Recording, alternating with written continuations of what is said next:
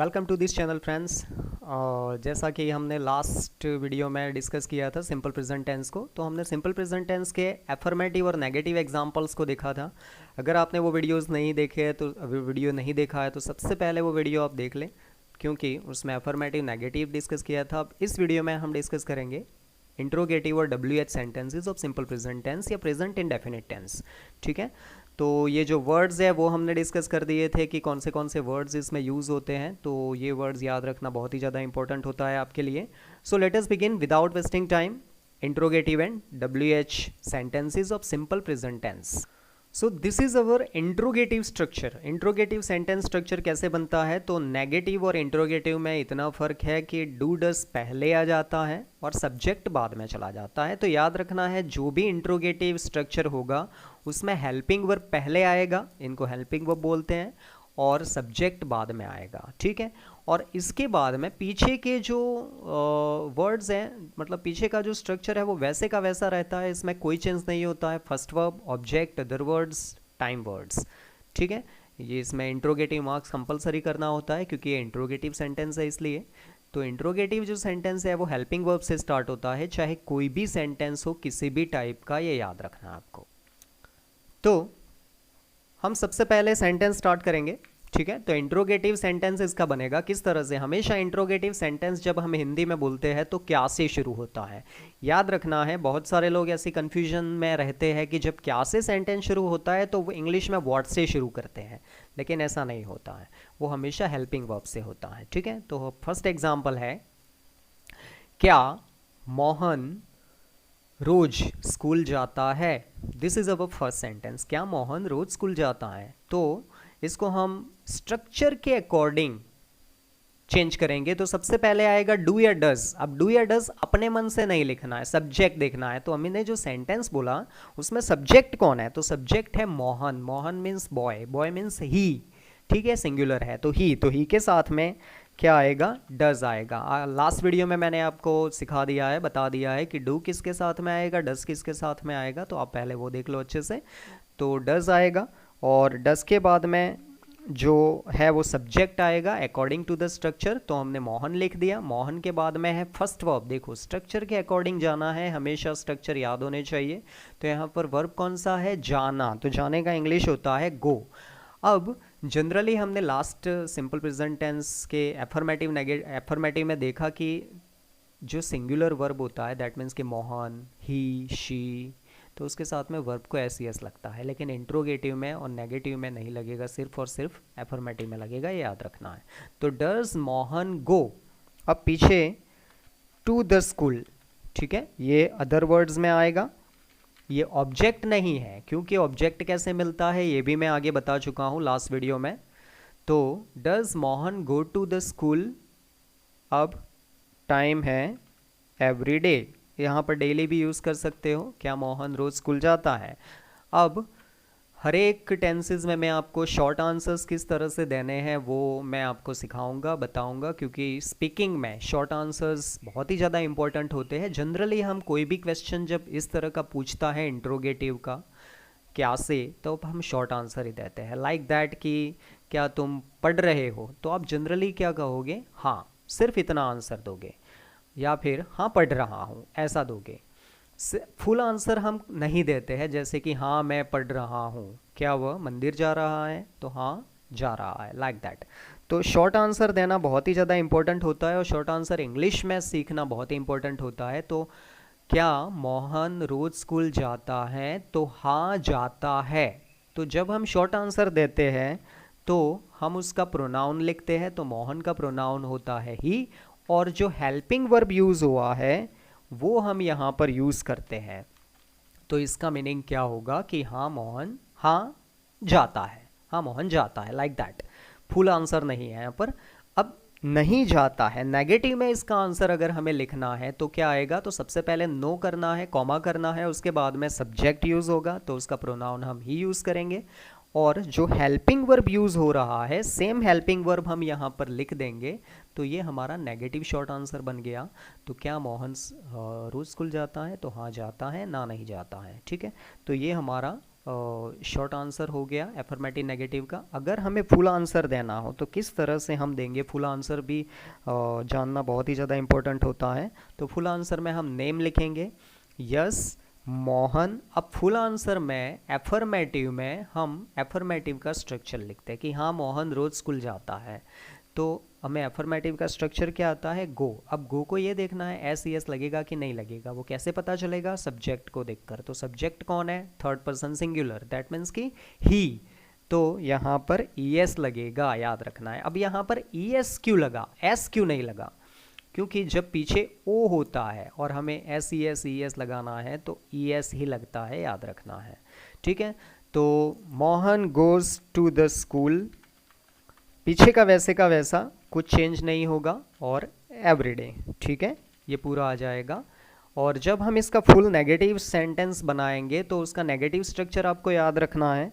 तो negative structure होगा Mohan no Mohan. अब मोहन के बाद में नेगेटिव स्ट्रक्चर में क्या आता है, जनरली स्टूडेंट क्या लिखते हैं पता है, मोहन गोज नॉट, ये लिखते हैं, but this is not correct, याद रखना है। हेल्पिंग वर्ब डज, क्योंकि मोहन के साथ में डज आएगा, फिर नॉट आएगा और फिर वर्ब आएगा, और एस ई एस नहीं लगेगा इसमें क्योंकि ये नेगेटिव है।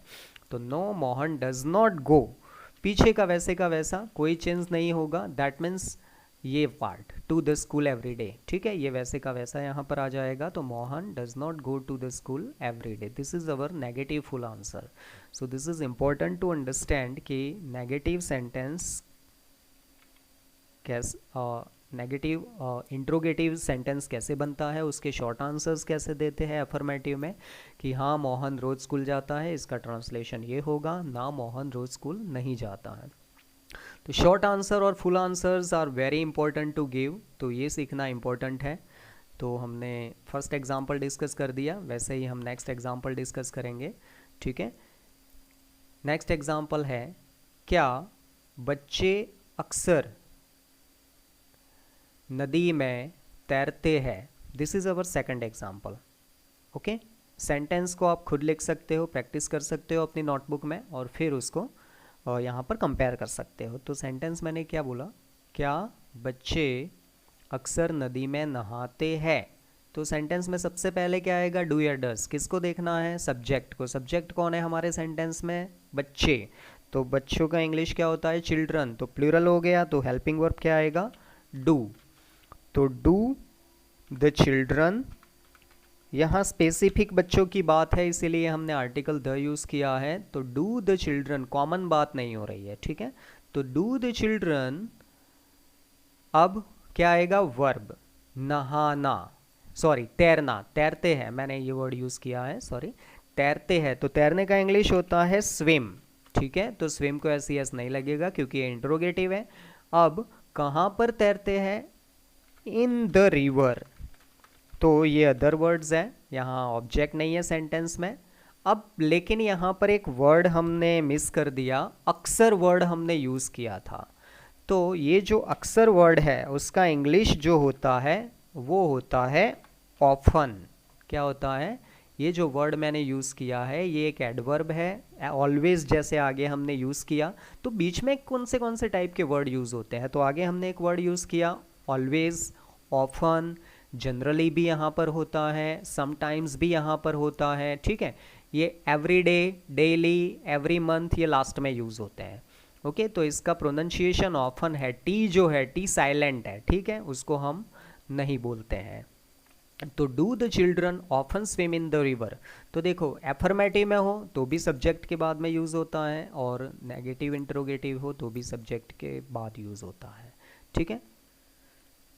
तो ये हमारा सेंटेंस है, do the children often swim in the river. अब इसका शॉर्ट आंसर देना है, क्या बच्चे अक्सर नदी में तैरते हैं, हाँ तैरते हैं, सिर्फ इतना आंसर देना है, हाँ तैरते हैं, तो ये हमारा शॉर्ट आंसर बनेगा।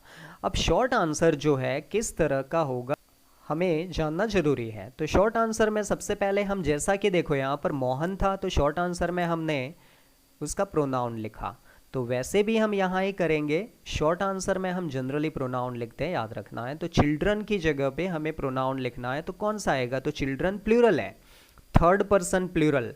देखो प्रोनाउन के वीडियोस अगर आपने नहीं देखे, मैंने 3 पार्ट में बनाए हैं, तो पहले वो देख लो, ये सब कुछ समझ में अच्छे से आ जाएगा। तो थर्ड पर्सन प्लूरल होता है दे, तो यहाँ पर हम लिखेंगे दे, और जो हेल्पिंग वर्ब सेंटेंस में यूज हुआ है हम वो बोलते हैं। तो क्या बच्चे, do the children often swim in the river? Yes they do, हाँ वे जाते हैं, ऐसा मीनिंग होता है। यहाँ इसका मीनिंग ये नहीं होगा हाँ वे करते हैं, यहाँ जो स्विम है ना उसी को हम बोलेंगे कि हाँ वे तैरते हैं, ठीक है। तो ये हमारा एफर्मेटिव। और नेगेटिव इसका अगर बनाना है तो कैसे बनेगा, तो नो, दे, और यहाँ पर क्या आएगा, डोंट। ओके, तो ये हमारा शॉर्ट आंसर बना डोंट। डोंट क्या है, डू नॉट का शॉर्ट फॉर्म है। यहाँ पर मैंने एक गलती कर दी है, यहाँ पर डजंट यूज़ होगा, याद रखना है, क्योंकि वो नॉट आएगा इसमें। I just forgot to write down. तो यहाँ पर ये डज नॉट क्या है, डजंट का सॉरी डज नॉट का शॉर्ट फॉर्म है डजंट। हमने शॉर्ट फॉर्म इस तरह से लिखते हैं। तो जब फुल आंसर लिखते हैं तो डज नॉट लिखते हैं, और शॉर्ट आंसर लिखते हैं तो हम डजंट बोलते हैं, ठीक है, या डजंट लिखते हैं। ओके, और वैसे ही यहाँ पर क्योंकि यहाँ डू है तो यहाँ पर भी डोंट हो जाएगा, ओके, नेगेटिव में। तो हाँ वे तैरते हैं, ना वे नहीं तैरते हैं। अगर हमें फुल आंसर्स लिखने हैं इसके तो किस तरह से लिखेंगे, do the children often swim in the river? तो यस द चिल्ड्रन, देखो हम फुल आंसर में सब्जेक्ट जो यूज हुआ है वही लिखेंगे, यस द चिल्ड्रन। अब एफर्मेटिव में डू निकल जाएगा, याद रखना है। तो yes the children often swim in the river. तो यहाँ एस यस लगेगा कि नहीं लगेगा, नहीं लगेगा क्योंकि चिल्ड्रन प्लूरल है। और नेगेटिव क्या बनेगा, know the children do not, the children do not often swim in the river. देखो नेगेटिव में ऑफन जो है हम नॉट के बाद में यूज करते हैं, do not often swim in the river, ठीक है। तो इस तरह से फुल आंसर बनेगा। अब एक और चीज़ जानना इंपॉर्टेंट है कि कोई एफर्मेटिव सेंटेंस है उसको हम इंट्रोगेटिव में बनाना चाहे तो किस तरह से एफर्मेटिव का इंट्रोगेटिव बनेगा। तो मैं यहाँ पर एक एफर्मेटिव एग्जाम्पल लिखता हूँ। ओके, तो यहाँ पर एक एफर्मेटिव एग्जाम्पल है, ही टीचेस इंग्लिश। ये एक सिंपल एफर्मेटिव एग्जाम्पल लिखा मैंने। अब कोई कहे कि इसको आप इंट्रोगेटिव में चेंज करो, तो इंट्रोगेटिव में कैसे चेंज करेंगे, तो एफर्मेटिव का इंट्रोगेटिव हमें सिंपल क्या करना है, इंट्रोगेटिव का स्ट्रक्चर याद रखना है। तो इंट्रोगेटिव का स्ट्रक्चर क्या है, ये है, ठीक है। तो सबसे पहले हम डू लिखेंगे या डज लिखेंगे, किसके ऊपर डिपेंड करेगा, सेंटेंस का सब्जेक्ट, कौन सा सब्जेक्ट ही है। तो हम क्या लिखेंगे, डज, क्योंकि ही है तो डज आएगा। डज के बाद में फिर सब्जेक्ट, देखो सब्जेक्ट याद आएगा, ये स्ट्रक्चर याद रखना है। तो सब्जेक्ट लिख दिया, अब क्या आएगा, फर्स्ट वर्ब है। तो यहाँ पर फर्स्ट वर्ब कौन सा है सेंटेंस में, टीचेस। तो टीचेस यहाँ यस लगा है क्योंकि सेंटेंस एफर्मेटिव है, ही है, तो यहाँ पर हमें सिर्फ और सिर्फ टीच लिखना है, ठीक है। तो डज ही टीच, अब पीछे का वर्ड वैसे का वैसा और पीछे इंट्रोगेटिव मार्क। तो ये हमारा इंट्रोगेटिव सेंटेंस बन गया, ही टीचेज इंग्लिश, वह अंग्रेजी पढ़ाता है। डज ही टीच इंग्लिश, क्या वह अंग्रेजी पढ़ाता है। तो इसके शॉर्ट आंसर क्या होंगे, यस ही डज, हाँ वो पढ़ाता है। नो ही डजंट, ना वो नहीं पढ़ाता है। तो इस तरह से आप सेंटेंस को इंट्रोगेटिव में चेंज कर सकते हो। अब जस्ट सपोज कि इंट्रोगेटिव प्लस नेगेटिव सेंटेंस हमें बनाना है तो किस तरह से बनेगा। तो जब जैसा कि ये सेंटेंस है, क्या वह अंग्रेजी नहीं पढ़ाता है, ये सेंटेंस है, हमें ट्रांसलेशन करना है। तो इस सेंटेंस का ट्रांसलेशन हम क्या करेंगे, मैं यहाँ पर दोबारा लिखूँगा, क्या वह अंग्रेजी नहीं पढ़ाता है, ठीक है। तो यहाँ पर वो सेंटेंस हम लिखेंगे, तो does he not teach English, ठीक है। तो ये हमारा नेगेटिव प्लस इंट्रोगेटिव सेंटेंस बन गया, इंट्रोगेटिव प्लस नेगेटिव बन गया। कि जब नॉट हम इंट्रोगेटिव में यूज करते हैं तो कहाँ करते हैं, तो दो जगह पे करते हैं, या तो आप सब्जेक्ट के बाद में यूज करो फुल में, या फिर यहाँ अगर करना चाहो तो फिर यहाँ पर आपको शॉर्ट फॉर्म ही यूज करना पड़ेगा। डजंट ही टीच इंग्लिश, क्या वह अंग्रेजी नहीं पढ़ाता है। आगे जब यूज़ करोगे तो शॉर्ट फॉर्म में ही यूज़ करना है, और अगर यहाँ यूज़ करते हो सब्जेक्ट के बाद में तो यहाँ पर फुल फॉर्म में यूज़ करना है, ये याद रखना है। दोनों जगह यूज़ नहीं करना है, सिर्फ एक जगह पे यूज़ करना है। यहाँ पर मैंने सिर्फ आपको एक्सप्लेन किया है। आई होप कि आपको अच्छे से समझ में आ गए होंगे इंट्रोगेटिव सेंटेंसेस। अब हम बढ़ते हैं WH वर्ड एग्जाम्पल की तरफ। So let us begin. So this is our WH structure. As you can see interrogative और WH में कोई अंतर नहीं है, सिर्फ और सिर्फ आगे WH वर्ड यूज़ हो जाता है और पीछे का स्ट्रक्चर इंट्रोगेटिव स्ट्रक्चर की तरह ही रहता है, जैसा कि आप देख सकते हो। ठीक है, तो आगे उसके आगे जस्ट इंट्रोगेटिव WH वर्ड आपको यूज़ करना है। So let us begin with WH examples. So यहाँ पर हम फर्स्ट एग्जाम्पल लिखेंगे। So our first example is तुम रोज सुबह क्या करते हो। दिस इज अवर सेंटेंस, तुम रोज सुबह क्या करते हो। ओके, सो यहाँ WH स्ट्रक्चर के अकॉर्डिंग अब इसमें सबसे पहले आइडेंटिफाई करना है आपको WH वर्ड। तो WH वर्ड कौन सा है, रोज सुबह क्या करते हो, क्या। तो हम उसका इंग्लिश लिख देंगे व्हाट। ठीक है, अब व्हाट का जो लिखा उसके बाद में हम क्या लिखेंगे, हेल्पिंग वर्ब। तो हेल्पिंग वर्ब डू या डज, लेकिन किसके अकॉर्डिंग, सब्जेक्ट तुम का इंग्लिश क्या होता है, यू। तो यू के साथ में हम क्या यूज़ करते हैं, डू।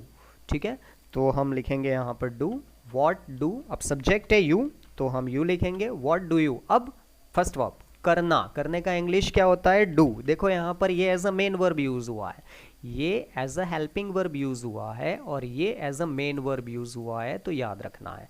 तो व्हाट डू यू डू रोज सुबह, तो एवरी मॉर्निंग।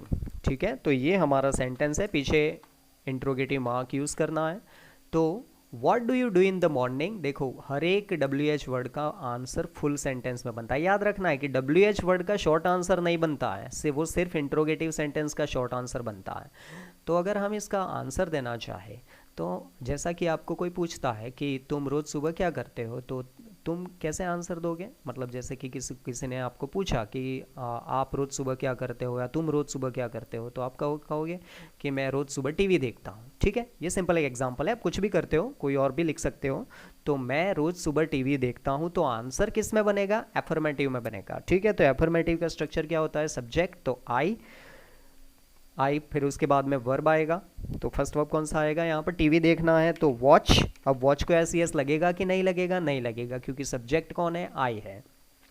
और फिर क्या आएगा, टीवी, आई वॉच टीवी। फिर पीछे एवरी मॉर्निंग, वैसे का वैसा। ठीक है, तो ये हमारा आंसर हो गया, I watch TV every morning. So this is our answer. So इस तरह से यू का हमने चेंज आई किया, क्योंकि जब आपको कोई क्वेश्चन पूछेगा यू से तो आप आंसर आई से दोगे। ठीक है, अगर यहाँ सब्जेक्ट, देखो यहाँ पर डू यूज़ नहीं किया हमने, क्योंकि यहाँ वर्ब पूरा चेंज हो गया कि आप क्या करते हो। तो आई डू वॉच ऐसा नहीं लिख सकते, फिर डू रिमूव हो जाता है और उसकी जगह जो वर्ब होता है वही यूज़ होता है कि आप क्या करते हो, तो आपका अलग वर्ब बन गया कि मैं टीवी देखता हूँ। ठीक है, तो इस तरह से आप सेंटेंस का आंसर, क्वेश्चन का आंसर दे सकते हो। अब यहाँ पर सेकंड एग्जाम्पल हम देखेंगे। सेकंड एग्जाम्पल है, वह कभी कभी कहाँ जाता है, वह कभी कभी अपने दोस्तों के साथ कहाँ जाता है। थोड़ा सा हम बड़ा सेंटेंस बनाते हैं, वह कभी कभी अपने दोस्तों के साथ कहाँ जाता है। तो यहाँ पर देखो सबसे पहले आपको आइडेंटिफाई करना है WH वर्ड। तो WH वर्ड कौन सा है यहाँ पर, कहाँ। कहाँ का इंग्लिश क्या होता है, वेयर। ठीक है, तो वेयर लिख दिया हमने, वेयर के बाद में according to the structure do या डज, तो सब्जेक्ट कौन सा है, ही, तो क्या आएगा, डज। और फिर सब्जेक्ट आएगा, स्ट्रक्चर आपको देखना है, ऊपर मैंने लिखा हुआ है। अब सब्जेक्ट के बाद में हम क्या लिखेंगे, फर्स्ट वर्ब।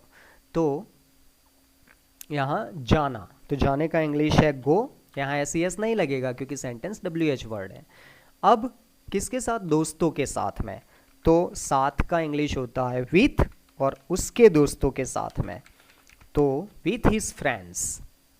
और यहाँ पर हमने एक वर्ड यूज़ किया है कभी कभी, तो यहाँ पर एक वर्ड आएगा समटाइम्स। वो कहाँ आएगा, यहाँ यूज़ होगा। I just forgot to write. तो ये समटाइम्स है, आप सेंटेंस की शुरुआत में या सेंटेंस के लास्ट में यूज़ नहीं कर सकते, grammatically it is wrong, better to use after subject. ठीक है, इंट्रो एफर्मेटिव इंट्रोगेटिव और WH में वो सब्जेक्ट के बाद में यूज़ होगा, और नेगेटिव में वो नॉट के बाद में आप यूज़ कर सकते हो उसको। ठीक है, तो दिस इज़ अवर आंसर। वह कभी कभी अपने दोस्तों के साथ में कहाँ जाता है। देखो समटाइम्स को यहाँ यूज़ करो तो गलत है, हिज फ्रेंड्स को गो के आगे यूज़ करो तो गलत है, इसीलिए स्ट्रक्चर याद रखना बहुत ही इंपॉर्टेंट होता है। अब इसका अगर हम आंसर देना चाहें तो वह कभी कभी अपने दोस्तों के साथ बाग में जाता है, मतलब पार्क में। ठीक है, तो इसका आंसर हम कैसे देंगे, तो ही समटाइम्स, देखो WH वर्ड है, जब हम इसका आंसर देंगे तो WH वर्ड नहीं यूज़ होगा, हेल्पिंग वर्ब यूज़ नहीं होगा, क्योंकि सेंटेंस किस में बन रहा है, एफर्मेटिव में। तो ही समटाइम्स, मैं यहाँ पर आंसर लिख रहा हूँ, तो ही यूज़ होगा, फिर समटाइम्स यूज़ होगा, और समटाइम्स के बाद में हम क्या यूज़ करेंगे, वर्ब यूज़ करेंगे। वैसे वर्ब ही यूज़ होता है अफर्मेटिव में, लेकिन क्योंकि सम टाइम यूज़ हुआ है तो उसको यहाँ ही यूज़ करेंगे। अब वर्ब गो है, अब गो को एस लगेगा कि नहीं लगेगा, जब भी अफर्मेटिव सेंटेंस लिखो तो ये देखना है वर्ब को एस लगेगा कि नहीं लगेगा सिंपल प्रेजेंट टेंस में। ठीक है, तो यहाँ सब्जेक्ट देखना है ही, तो ही है, दैट मीन्स कि लगेगा, तो ही समटाइम गोज। अब क्या आएगा यहाँ पर, देखो विथ हिज फ्रेंड तो ऑलरेडी है, लेकिन आपको जो लिखा है ना प्लेस, वो पहले लिखना है। तो he sometimes goes in the park, okay, और फिर लिखना है विथ हिज फ्रेंड्स, ये ग्रामेटिकली ज़्यादा सही है। तो याद रखना है, अब कुछ ये कहेंगे कि क्या हम ये विथ हिज फ्रेंड्स गोज के बाद में नहीं लिख सकते, तो he sometimes goes with his friends in the park लिख सकते हो, लेकिन ये थोड़ा सा जो फ्रेम ऑफ सेंटेंस है वो ज़्यादा सही है, he sometimes goes in the park with his friends. ठीक है, तो इस तरह से आप सेंटेंस के आंसर्स दे सकते हो। तो एक चीज़ इंपॉर्टेंट है बताना कि WH वर्ड जो है, वॉट, वेयर, मैं जो बोल रहा हूँ वो याद रखना है, what, where, when, why, how, ये जो WH वर्ड है उनका स्ट्रक्चर सेम इसी तरह है, लेकिन कुछ WH वर्ड का स्ट्रक्चर अलग है, जैसे कि which, how many, how much, whose. ये जो मैंने WH वर्ड बोले, आप वीडियो रिवाइज करके इसको अच्छे से, जितनी चीज़ें मैं यहाँ पर बताऊँगा पूरी चीज़ें इंपॉर्टेंट होगी, इसलिए आपको बहुत ही कॉन्सेंट्रेटिवली आपको सुननी है हर एक बात को। ठीक है, तो यहाँ पर which, how many, how much, whose, ये थोड़ा सा डिफरेंटली सेंटेंस बनता है, आगे चेंज होता है। हम एक एग्जांपल लिखेंगे, वह रोज रात को कौन सी किताब पढ़ता है। देखो ये एक सेंटेंस है। अब यहाँ पर सबसे पहले हम क्या लिखेंगे, WH वर्ड। WH वर्ड कौन सा है सेंटेंस में, कौन सी, तो कौन सी का इंग्लिश होता है विच। अब जैसा कि अभी मैंने कहा कि विच का सेंटेंस थोड़ा सा डिफरेंट बनता है, कैसे, तो जब हम इंट्रोगेटिव WH वर्ड लिखते हैं विच का, तो विच के साथ में हम एक नाउन यूज़ करते हैं जो हिंदी सेंटेंस में यूज़ होता है। अब देखो यहाँ पर क्या यूज़ किया हमने, कौन सी किताब, तो यहाँ पर क्या आएगा, विच बुक। इसके तरह से ये बुक क्या है, नाउन है, तो which, how many, how much, whose, इनके साथ में हमेशा नाउन यूज़ होता है, और उसके बाद में फिर ये स्ट्रक्चर जो लिखा हुआ है वो यूज़ होता है, ये याद रखना है। अब हम इसी स्ट्रक्चर के अकॉर्डिंग सेंटेंस कंप्लीट करेंगे। तो वह है, तो वह का इंग्लिश ही, तो डज आएगा, ही।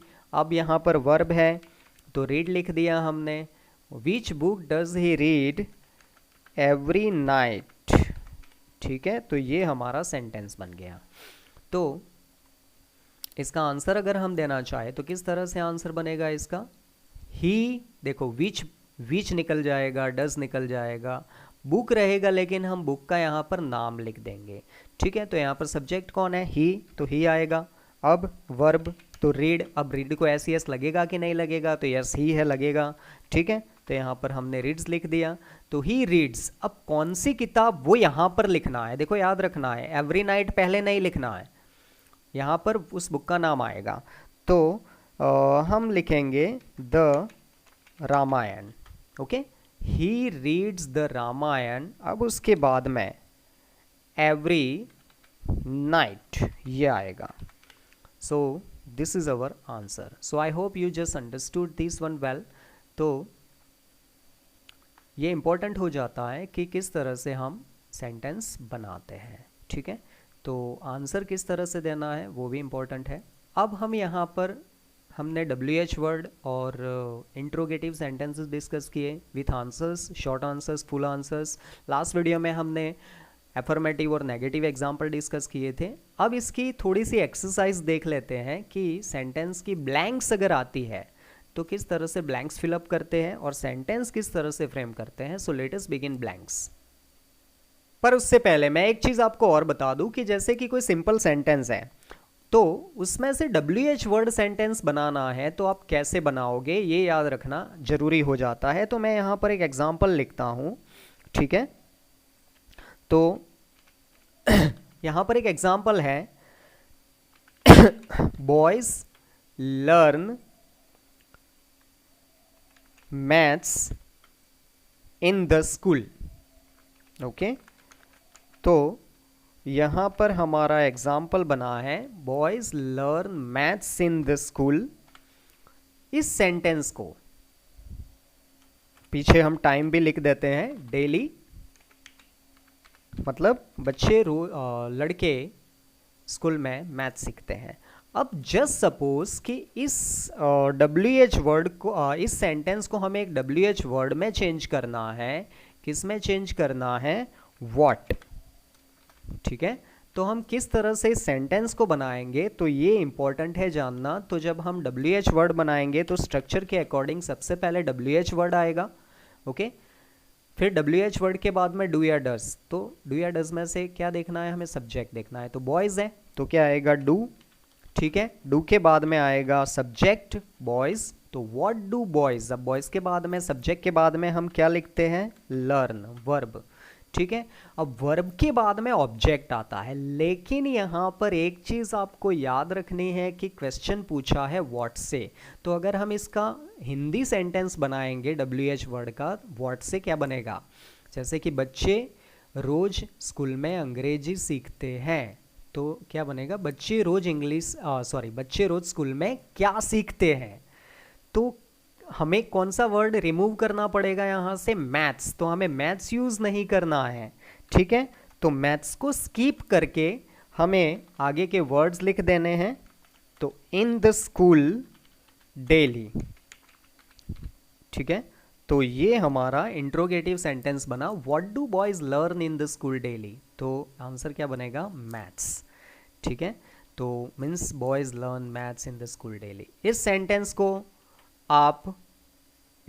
से आप किससे सेंटेंस बना सकते हैं? WH वर्ड हु से बना सकते हो. हु के बाद में वेर से बना सकते हो.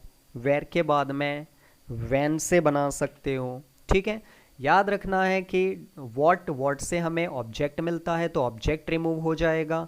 वेर से हमें प्लेस मिलता है तो जब हम वेर से क्वेश्चन बनाएंगे तो प्लेस रिमूव हो जाएगा. और व्हेन से टाइम रिमूव होगा क्योंकि व्हेन से क्वेश्चन पूछते हैं तो टाइम मिलता है. जैसे कि वह कब जाएगा तो वह 9 बजे जाएगा. वह कहाँ जाएगा तो वह कहाँ जाता है तो वह स्कूल जाता है. तो ये चीज़ें याद रखनी है. एक और WH वर्ड एग्जाम्पल है जो मैं यहाँ पर डिस्कस करूँगा. ठीक है, हु का. सिंपल प्रेजेंट टेंस में हु का सेंटेंस इसके अकॉर्डिंग, इस स्ट्रक्चर के अकॉर्डिंग नहीं बनता है.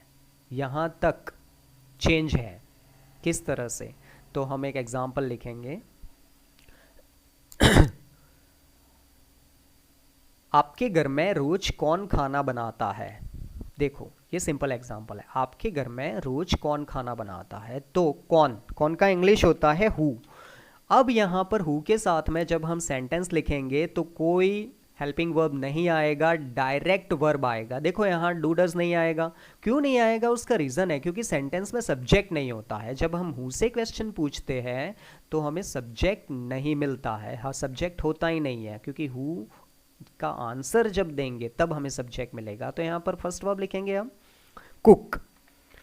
लेकिन यहाँ पर एक चीज़ याद रखनी है कि कुक को हम एस लगाएंगे क्योंकि सब्जेक्ट स्पेसिफाई नहीं है, यहाँ पर सब्जेक्ट पता नहीं है। तो जब सब्जेक्ट पता ना हो तो वर्ब में एस ई एस लगता है, मतलब सिंगुलर वर्ब यूज़ होता है, ये याद रखना है, सिंगुलर वर्ब यूज़ होगा। अब खाना कौन बनाता है, who कुक्स food in your house. ठीक है, तो ये हमारा इंग्लिश का सेंटेंस बन गया डेली। तो इस तरह से सेंटेंस बनेगा। तो यहाँ पर आप आंसर अगर देना चाहो तो आंसर दे सकते हो, मेरे घर में मेरी मम्मी खाना बनाती है। तो हु की जगह पर हमें क्या लिखना है, सब्जेक्ट, माय मदर, क्या बनेगा, माय मदर। और पीछे का वैसे का वैसा, सिर्फ ये प्रोनाउन चेंज होगा क्योंकि यहाँ पर माय, आपको किसी ने क्वेश्चन पूछा कि आपके घर में कौन खाना बनाता है, तो आप क्या कहोगे, मेरे घर में मेरी मम्मी खाना बनाती है। तो my mother कुक्स food in my house daily, तो योर का माय हो जाएगा, पीछे बाकी का वैसे का वैसा। अब एक चीज़ और याद रखनी है, अगर यहाँ पर हु की जगह पर आपके पास में एक से ज़्यादा सब्जेक्ट है, तो जैसा कि आपको कहना है मेरी मदर और मेरी सिस्टर, तो my mother and my sister, फिर यहाँ पर जब कुक्स लिखोगे तो कुक्स का क्या हो जाएगा, कुक हो जाएगा, एस निकल जाएगा क्योंकि सब्जेक्ट प्लूरल हो गया, दे। तो my mother and my sister cook food in my house daily. So these are very important things that we are discussing here. Now let us move to the exercise. तो ये sentences कुछ थे, आप who से, where से, when से sentence खुद बना सकते हो, you can just do your practice. Fine. Now let us move to exercise. हर एक कॉम्पिटिटिव एग्ज़ाम में, हर एक स्कूल एग्ज़ाम में, कॉलेजेस एग्ज़ाम में इस टाइप के ब्लैंक्स आती है और ब्लैंक्स को फिलअप करना हमें आना चाहिए कि किस तरह से हम ब्लैंक्स फिलअप कर सकते हैं। ठीक है, तो जब हम ब्लैंक फिलअप करते हैं तो कौन सी चीज़ें हमें ध्यान में रखनी चाहिए, ये इंपॉर्टेंट है। तो यहाँ पर देखो फर्स्ट ब्लैंक है, my friend blank me daily. तो यहाँ पर सब वर्ब दिया है मीट, कभी कभी एक से ज़्यादा वर्ब दिए जाते हैं, कभी एक वर्ब दिया जाता है। तो मीट को हम उसका first verb, second verb, third verb, ING verb क्या आएगा हेल्पिंग वर्ब के साथ में, तो वो सब ध्यान रखना है। सबसे पहले ये ध्यान रखना है कि कौन से टेंस का सेंटेंस है, क्योंकि जब हम इस तरह की ब्लैंक फेस करते हैं तो एक के साथ में बहुत सारे टेंसेस के ब्लैंक्स होती है। ठीक है, यहाँ तो हम एक ही टेंस डिस्कस कर रहे हैं। तो सबसे इंपॉर्टेंट हो जाता है टाइम वर्ड, हर एक टेंस के अपने अपने टाइम वर्ड्स होते हैं, तो हर एक टेंस के टाइम वर्ड्स याद रखने हैं आपको। तो यहाँ पर डेली है, तो डेली कौन से टेंस में, सिंपल प्रेजेंट में आता है। तो यहाँ पर माय फ्रेंड है तो फर्स्ट वर्ब तो आएगा ही, लेकिन एस ई एस लगेगा कि नहीं लगेगा वो सब्जेक्ट को देखना है। तो फ्रेंड है वो सिंगुलर है, ठीक है, मतलब ही, तो यहाँ पर एस लगेगा। ओके, तो ये याद रखना है। फिर सेकंड एग्जांपल है a cow gives us milk. तो ये एक यूनिवर्सल ट्रूथ है, गाय हमें दूध देती है, तो इसमें टाइम वर्ड की ज़रूरत नहीं है। तो यहाँ पर देखो 3 ऑप्शन दिए हैं, तो यहाँ आंसर ऑलरेडी मैंने लिखा हुआ है, क्या आएगा, गिव्स आएगा। गिव्स क्यों आएगा, क्योंकि काउ है, सिंगुलर है, मतलब ईट, तो ईट के साथ में वर्ब को एस ई एस लगता है। ठीक है, काउज यहाँ पर होता, प्लूरल होता, तो कौन सा वर्ब आता, गिव आता। ओके, लेकिन यहाँ गिव्स आएगा। थर्ड एग्जाम्पल है this boy blank not always blank English. तो देखो स्पीक है, एक ही वर्ब दिया हुआ है, तो यहाँ ब्लैंक 2 है, वर्ब 1 है, तो हमेशा आगे जो नेगेटिव सेंटेंस है तो आगे हेल्पिंग वर्ब आता है। अब कौन से टेंस का है कैसे पता चलेगा, तो देखो यहाँ पर ऑलवेज यूज़ हुआ है, तो ऑलवेज सिंपल प्रेजेंट टेंस में यूज़ होता है। अब तो सिंपल प्रेजेंट टेंस में नेगेटिव में कौन से हेल्पिंग वर्ब यूज़ होते हैं, डू या डज। तो यहाँ पर डू होगा कि डज होगा, तो सब्जेक्ट को देखना है, तो सब्जेक्ट कौन सा है, बॉय, बॉय मतलब सिंगुलर, मतलब ही, तो क्या यूज़ होगा, डज। ओके, और नेगेटिव में हमेशा मेन वर्ब यूज़ होता है, उसके साथ में एस ई एस नहीं लगता है, याद रखना है। ठीक है, अब नेक्स्ट है स्पीक, फिर से स्पीक है, सॉरी यहाँ पर स्पीक हम नहीं लिखेंगे, हम यहाँ पर सिंग करेंगे। ठीक है, क्योंकि गाने की बात हो रही है। तो यहाँ पर ये इंट्रोगेटिव सेंटेंस है, तो इंट्रोगेटिव सेंटेंस में हम सबसे पहले हेल्पिंग वर्ब लिखते हैं, लेकिन हेल्पिंग वर्ब अपनी खुद की चॉइस से नहीं, पहले तो सिंपल प्रेजेंट टेंस है, डू या डज आएगा, लेकिन सब्जेक्ट देखना है, दे, तो दे के साथ में क्या आता है, तो दे के साथ में आता है डू, और वर्ब तो हमेशा मेन वर्ब ही यूज़ होगा, उसमें एस ई एस नहीं लगेगा नेगेटिव इंट्रोगेटिव डब्ल्यू एच में। अब देखो यहाँ पर थर्ड में, तो ये फिफ्थ में 3 वर्ब है। ओके, 3 हेल्पिंग वर्ब है और 2 वर्ब है। तो ब्लैंक ही ब्लैंक चिल्ड्रन एवरी मंथ।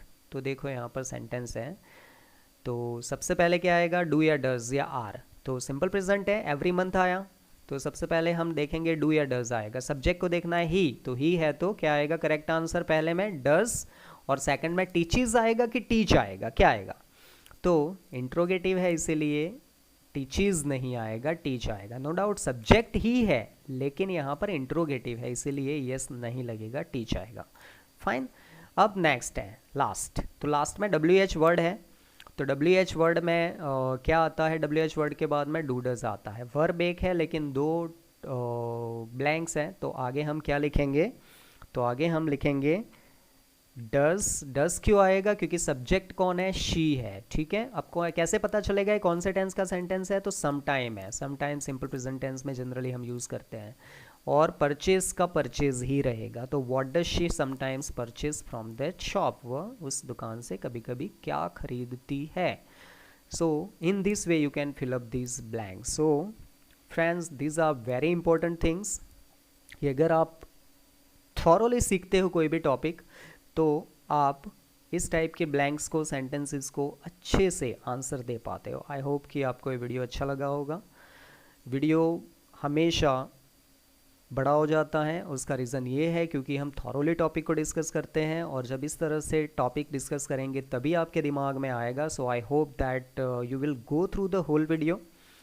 अगर फर्स्ट से लास्ट तक देखोगे तो ही आपको समझ में आएगा। सो ये हमारा फर्स्ट टेंस था, इसके बाद में हम जितने भी टेंसेस 12 टेंसेस है पूरे डिस्कस करेंगे। So you have to just see all those tenses if you want to improve your English, क्योंकि ग्रामर सीखने का कोई शॉर्टकट नहीं है। That is true, that is fact.